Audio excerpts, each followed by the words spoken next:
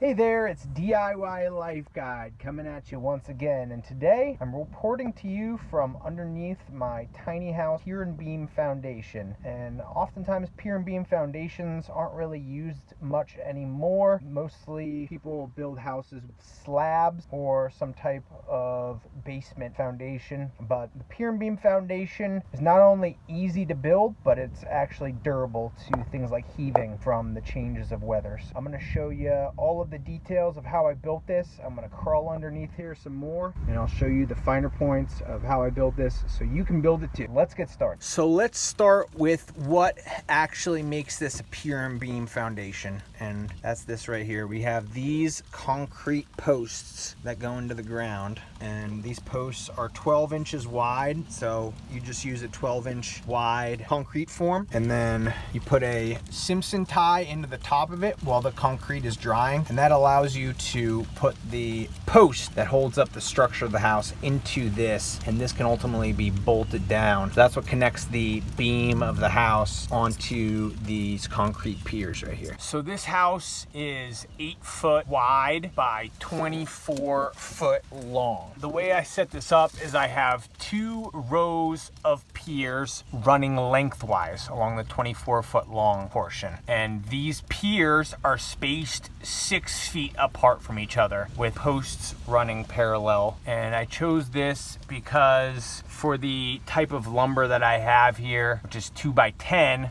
the longest width I could have is a 6 foot width between this pier and this pier. So there's a 6 foot gap between here, and then there's a foot overlap past those piers, which accounts for the entire 8 feet. So the first step is you want to find the lowest point of your yard and the highest point of your yard that you're trying to build on. So for me, this side of the yard is slightly higher than the ground over here, which means I need to start with building the piers on this side, and then I can measure off of these piers to find out where the rest of the piers are gonna go. For example, these 2 piers right here are the highest piers. That means that the lowest distance between the house and the ground is gonna be on this side of the house at these highest elevation piers. So you wanna measure where the height to have your foundation based off of these 2 piers. And you can use a laser level to find exactly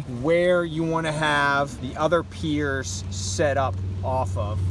To do this, I started with the auger and I drilled the hole for this pier 4 foot deep, or as deep as I could put it into the ground. And then after I dug the hole, I put the pier form into the hole and was able to cut the pier form. It's a cardboard form that you're able to cut, and then you can obviously use that height for these 2 piers right here. These are the highest elevation piers. You can base where you want the other pier forms to be, like these are the ones down here, based on these 2 pier forms. And these, if you can see, are the 2 pier forms. These are the 2 piers at the end of the foundation, and they're at the highest elevation.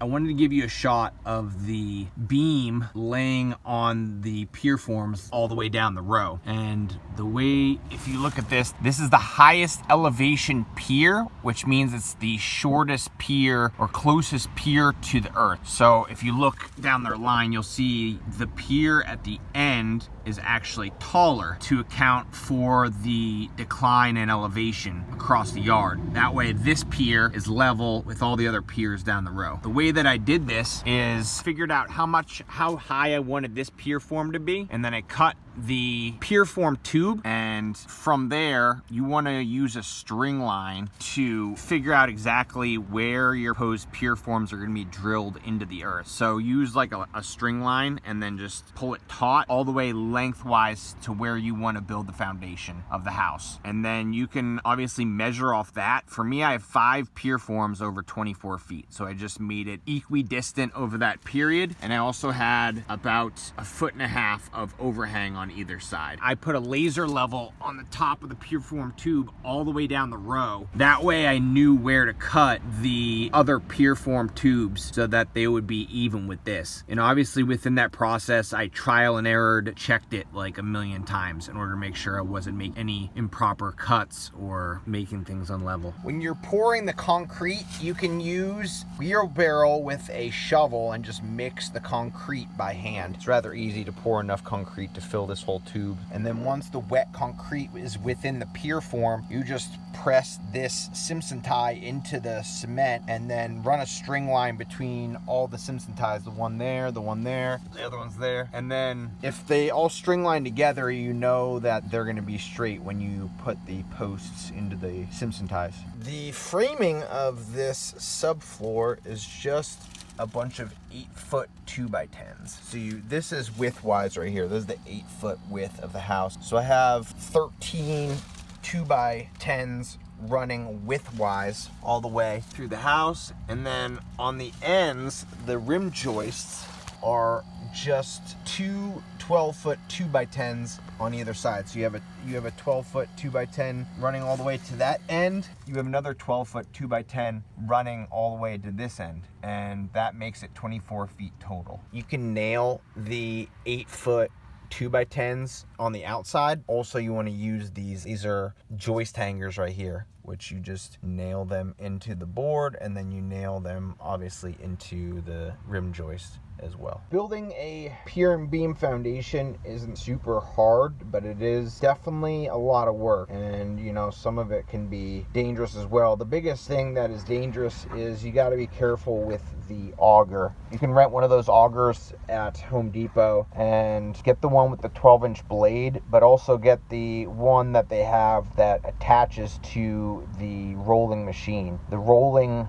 part of it will hold the auger to the ground, so that way it is stationary when you're using it and it's not a super big danger. Building a pier and beam foundation can definitely be challenging, but I think anyone can achieve it. And biggest thing to remember is to make all of your measurements and your outline with string line, and run the string line the length of the house all the way along where the post is. And then obviously double check, triple check, quadruple check your work with a laser level later. Just make sure before you cut anything, cut any Pureforms or pour any cement, that everything is 100% level. For the full tutorial, go to www.diylifeguide.com, and I have the full explanation and all the pictures to show you how I did it.